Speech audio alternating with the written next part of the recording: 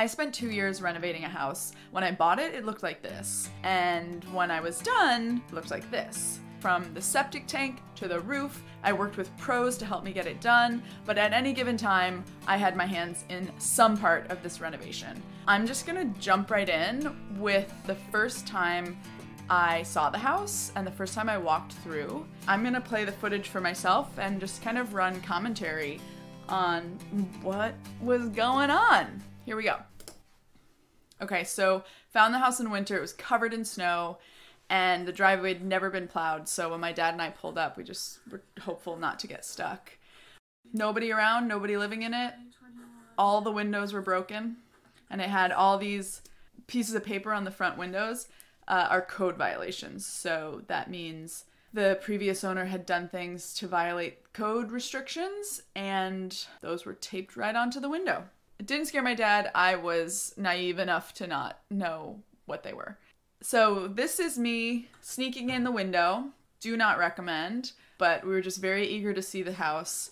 And we hopped in through a broken window, took flashlights and did our own little walkthrough to see kind of the state of this place, and it was rough. No electricity, no running water, but this incredible view. Tons of demo already done by the previous owner who was a contractor who kind of lost interest in the job. And then tons of vandalism.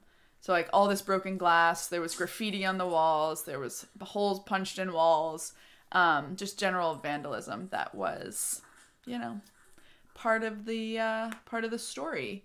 My dad was there doing kind of as an engineer, kind of a proper inspection, kind of looking at foundational issues, looking at any leaks, water damage. Thankfully, there was not a whole lot of that, a little bit of mold. But I was very much getting excited, getting inspired, kind of getting curious about what was possible. And that's not too crazy. I feel like I walk into a lot of spaces and just start thinking about how to improve them. Given the whole state of this house and like the absolute disarray, the thing I left with was really loving the view from the windows and just like holding on to the idea that this house, even though it was in shambles, was seated on this very cool piece of land. You know, it's location, location, location. The house could be fixed, but this little acre of land was so picturesque, was enough to really get excited about. So I had fingers crossed that the price was right. Spoiler alert, I do buy it.